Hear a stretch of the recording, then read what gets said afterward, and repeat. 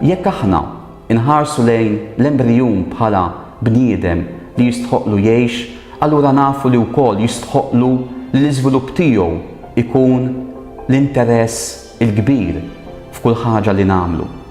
U għaldaqstant li ikollu minn 2 sa 3 ommijiet, għax jista' jkollu l-om li tagħtu l-bajda, l-om li laqetu f'ġufa u l-om li jimbagħad sejra trabbieħ, mhuwiex ta' ġid għall-bniedem u għall-maternità, għall-bonding li il-koll nafu mix-xjenza li jikber bejn it-tarbija u l-om meta tkun fil-ġuf. Għalhekk irridu tassew ikollna għajnejna miftuħin bħala nsara u bħala bnedmin. Għajnejna miftuħin lejn id-dmugħ ta' dawk il-koppji ta' mara u raġel li jixtieq ikollhom it-tfal.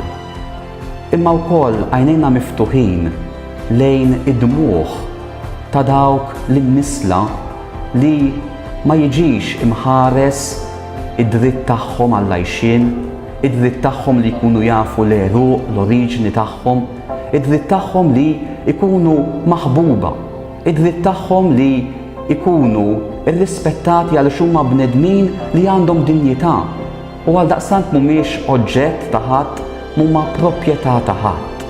Imma huma bnedmin li qudiemhom aħna msejħin sabiex nilqowhom, nożżuhom, nirrispettawhom bħala bnedmin, għax huma bnedmin, għax huma l-koll parti mill-familja waħda tagħna, il-familja umana. L-embrijun huwa wieħed minna. L-embrijun huwa ħuna u oħtna. L-embrijun huwa bniedem li jgħajjat għar-rispett u għall-imħabba tagħna.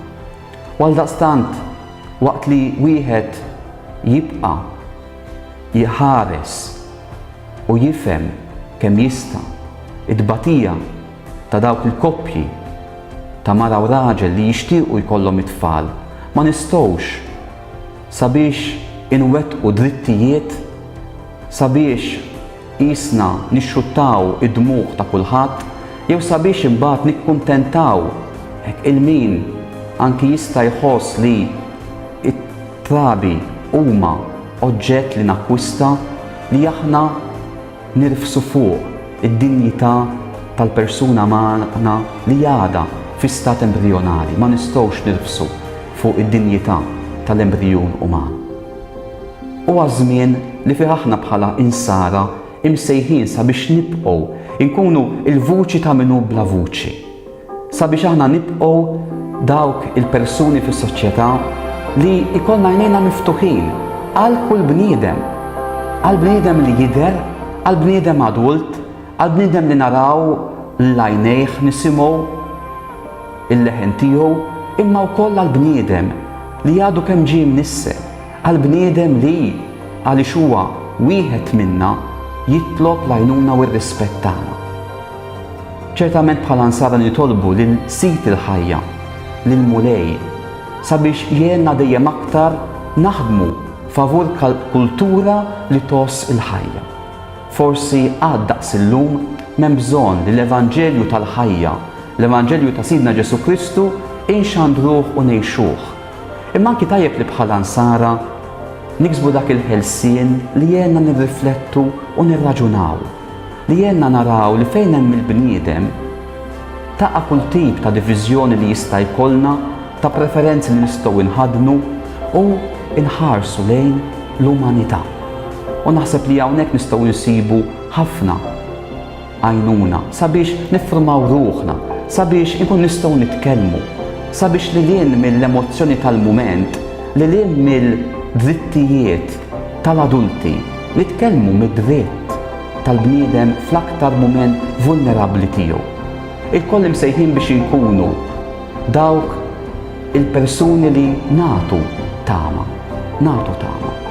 It-tama tinsab propju fli aħna hekk nożżu l-ħajja f'kull mument u f'kull stadju tagħha. Jekk nagħmlu dan bħala nsara li lin mill-konsegwenzi ta' kif id-diskussjoni u kif l-abbozz dan il-liġi se jiġi diskuss u eventwalment approvat jew le, li lin minn dan kollu aħna bħala nsara għandna missjoni inxandru l-Vanġelu tal-ħajja għaliex inħobbu lil ħutna l-bnedmin, inħobbu lill-familja umana tagħna. U allura nħobbu lill-bniedem l-aktar dgħajjef, lill-bniedem l-aktar vulnerabbli, lill-bniedem l-aktar xkejken, lill-bniedem li huwa l-embrjun uman. Għalhekk, tajjeb li aħna wkoll f'dawn il-mumenti inkunu dawk il-persuni li nagħtu xhieda favur il-ħajja u l-ħajja ta' kull bniedem.